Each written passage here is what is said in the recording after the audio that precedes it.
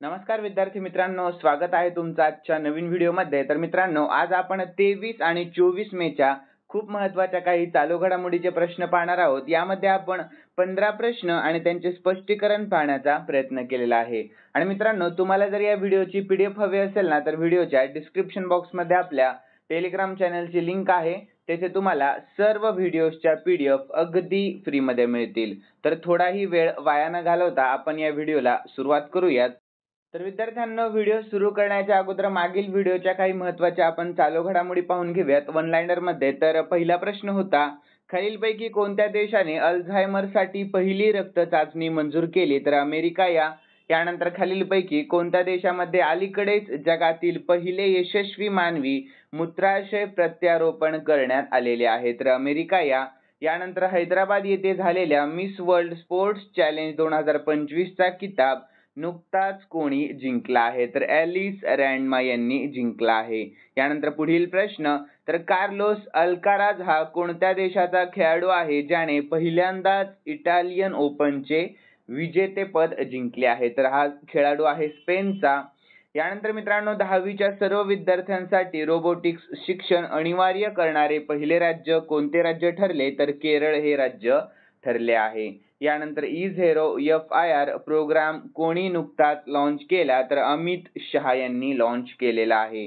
यानंतर भारताला WHO ने कोणत्या रोगाचे समूळ नष्ट केल्याबद्दल प्रमाणपत्र दिले आहे? तर ट्रेकोमा यानंतर पुढील प्रश्न, गीता सामोता या कोणत्या दलाच्या 56 वर्षाच्या इतिहासामध्ये माउंट एव्हरेस्टवर चढाई करणाऱ्या पहिल्या महिला ठरल्या आहेत? तर CISF यानंतर कोणत्या देशामध्ये 78व्या वर्ल्ड हेल्थ असेंब्लीचे नुकतेच आयोजन करण्यात आले होते? तर स्वित्झर्लंड यानंतर 10वा प्रश्न होता मित्रांनो, तर जागतिक जैवविविधता दिन दरवर्षी कधी साजरा केला जातो? तर 22 मे दिवशी। लक्षात ठेवा दिनविशेषचा प्रश्न। यानंतर मित्रांनो, आपण आजच्या आणि कालच्या चालू घडामोडी पाहून घेऊयात। तर पहिला प्रश्न असणार आहे, चीन आणि कोणत्या देशादरम्यान गोल्डन ड्रॅगन 2025 लष्करी सराव आयोजित करण्यात आलेला आहे? तर याचे योग्य उत्तर काय असणार आहे? ऑप्शन सी, कंबोडिया कोणत्या? नुकत्याच चीन आणि कंबोडिया तर यानंतर आपण याविषयी शॉर्टमध्ये महत्त्वाची माहिती पाहूयात। तर चीन व कंबोडियाने मे 2025 च्या मध्यात गोल्डन ड्रॅगन 2025 संयुक्त लष्करी सराव सुरू केलेला आहे, ज्याचा मुख्य उद्देश आहे धोरणात्मक समन्वय, मानवतावादी मदत आणि दहशतवादाविरोधी क्षमता मजबूत करणे।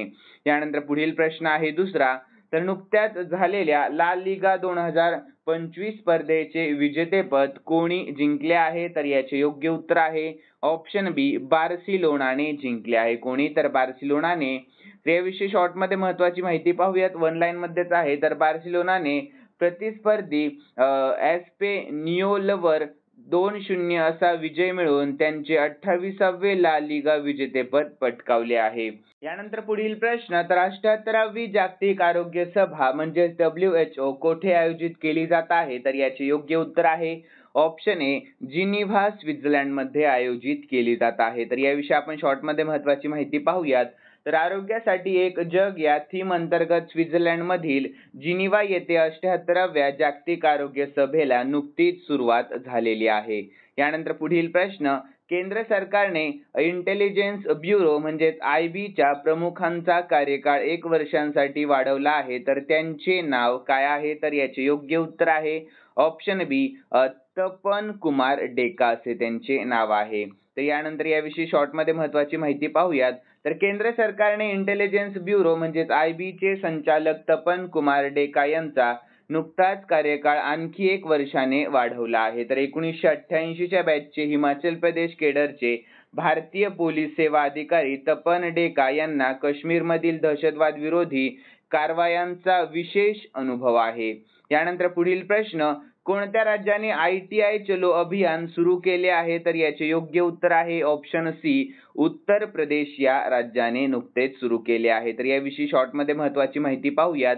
तर उत्तर प्रदेश सरकारने राज्यातील तरुणांना तांत्रिक शिक्षण आणि रोजगाराशी जोडण्यासाठी ITI चलो अभियान नुकताच सुरू केला आहे। तर या मोहिमेचे मुख्य उद्दिष्ट आहे केंद्र सरकारच्या make in India, startup and stand up आणि डिजिटल इंडिया सारख्या योजनांशी सुसंगतपणे उत्तर प्रदेशात कुशल तरुणांची एक सक्षम पिढी निर्माण करणे. यानंतर उत्तर प्रदेश विषयी शॉर्टमध्ये आपण महत्त्वाची माहिती पाहूयात. तर मित्रांनो, उत्तर प्रदेशची राजधानी आहे लखनौ. सध्याचे मुख्यमंत्री आहेत योगी आदित्यनाथ आणि सध्याचे राज्यपाल आहेत तेथील आनंदीबेन पटेल. आणि राष्ट्रीय उद्याने तर दुधवा, पिलीभीत, अमनगड, राणीपूर वन्यजीव अभयारण्य.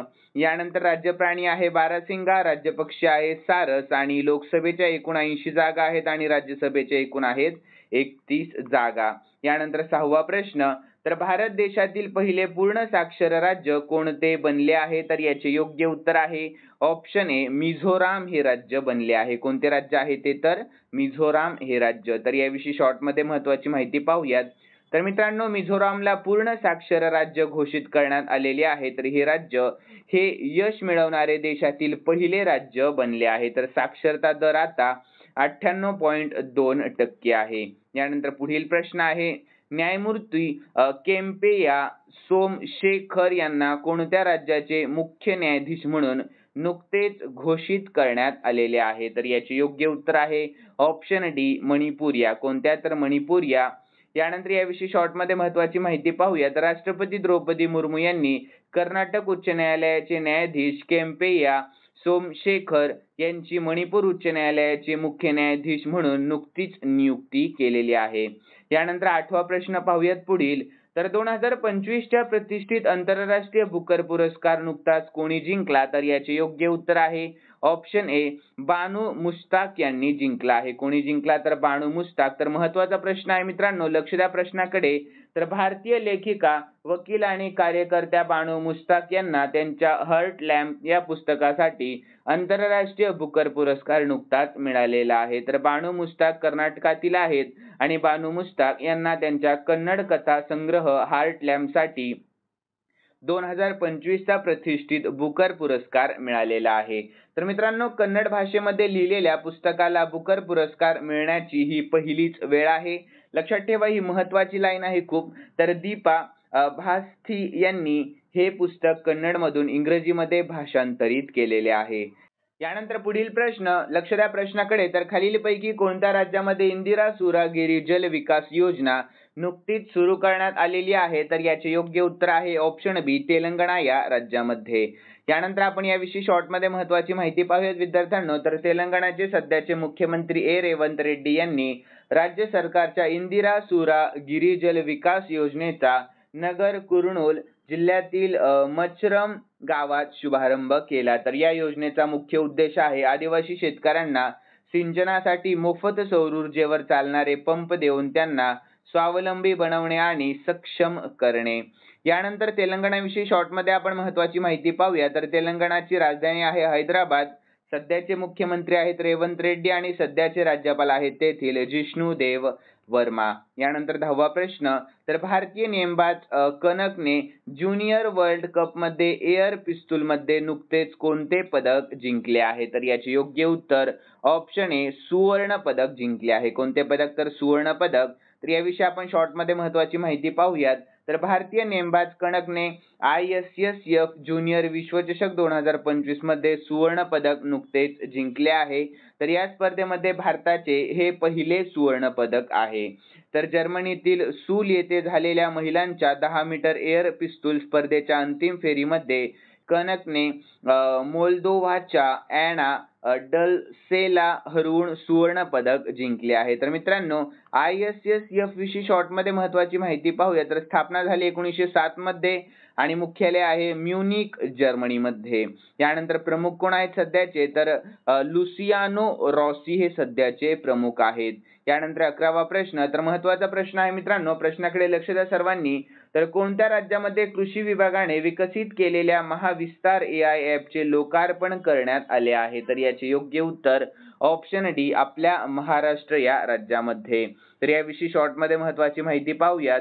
तर महाराष्ट्र राज्यामध्ये कृषी विभागाने विकसित केलेल्या महाविस्तार AI ॲपचे लोकार्पण करण्यात आले आहे. तर या ॲपद्वारे शेतकऱ्यांना पीक सल्ला, बाजारभाव, कीड नियंत्रण आणि व्यवस्थापन यांसारख्या माहिती कृत्रिम बुद्धिमत्तेच्या मदतीने मिळणार आहे. तर मुख्यमंत्री देवेंद्र फडणवीस यांनी हे ॲप 21 मे 2025 रोजी मुंबईमध्ये आयोजित राज्यस्तरीय खरीप हंगाम नियोजन बैठकीमध्ये लॉन्च केले आहे.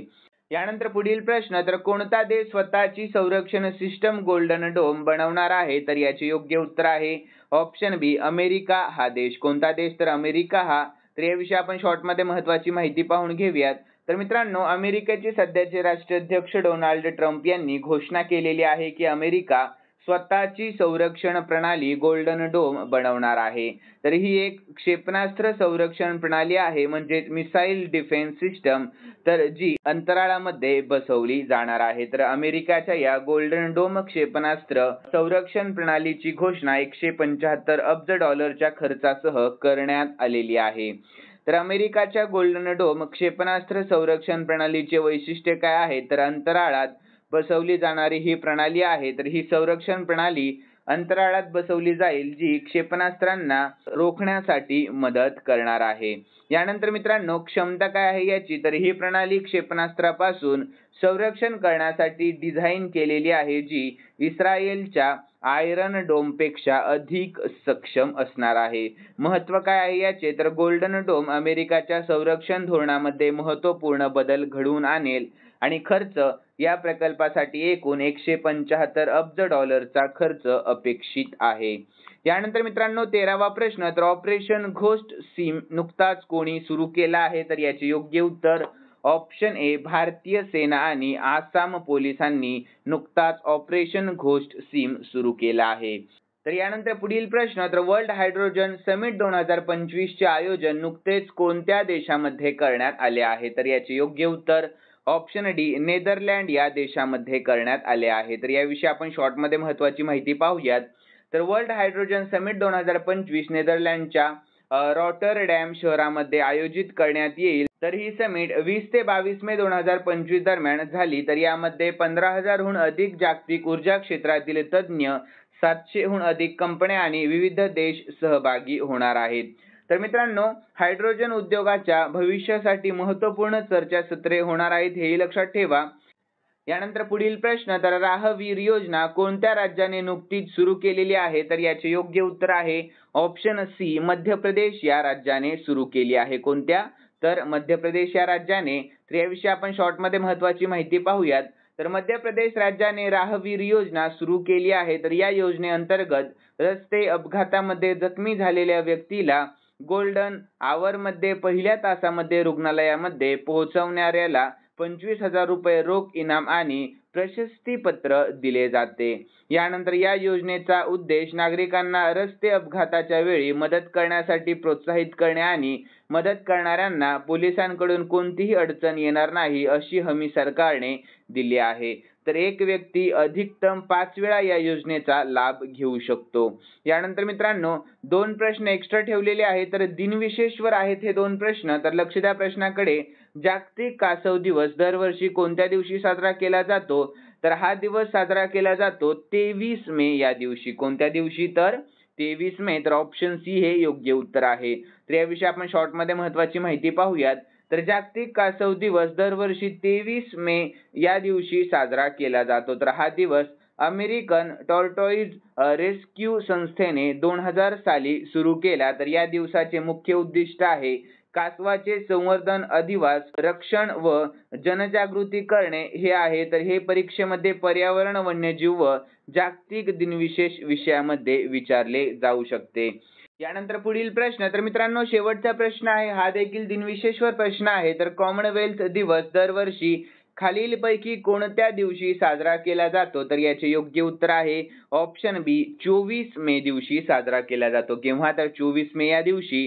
तर याविषयी आपण शॉर्टमध्ये महत्त्वाची माहिती पाहूयात. तर कॉमनवेल्थ दिवस दरवर्षी 24 मे रोजी साजरा केला जातो. तर हा दिवस ब्रिटनची राणी व्हिक्टोरिया यांच्या जन्मदिवसाच्या स्मरणार्थ साजरा होतो. तर राष्ट्रकुल देशांमधील एकोपा, शांतता आणि सहकार्य यावर भर देण्यासाठी हा दिवस महत्त्वाचा मानला जातो. तर मित्रांनो, स्पर्धा परीक्षेसाठी महत्त्वाचा हा दिनविशेष आहे, हेही लक्षात ठेवा. यानंतर विद्यार्थी मित्रांनो, खालील प्रश्न मी स्पेशली तुमच्यासाठी ठेवलेला आहे आणि हा प्रश्न आपण कालच्या चालू घडामोडीमध्ये पाहिला होता. ज्यांनी कालचा झालेला व्हिडिओ पाहिला असेल त्यांना नक्कीच या प्रश्नाचे उत्तर येईल अशी मी अपेक्षा करतो. तर प्रश्न असा आहे, तर भारताला WHO ने नुकताच कोणत्या रोगाचे समूळ नष्ट केल्याबद्दल प्रमाणपत्र दिले आहे? तर याचे योग्य उत्तर तुम्हाला आपल्या कमेंट बॉक्समध्ये सांगण्याचा प्रयत्न करायचा सर्व विद्यार्थ्यांनी. आणि मित्रांनो, तुम्हाला जर आजचा व्हिडिओ आवडलेला असेल ना, तर नक्कीच या व्हिडिओला काय करायचंय तर लाईक करायचंय आणि सबस्क्राईब करायला अजिबात विसरायचं देखील नाहीये. आणि मित्रांनो, भेटूयात नवीन व्हिडिओमध्ये. तर चला, धन्यवाद.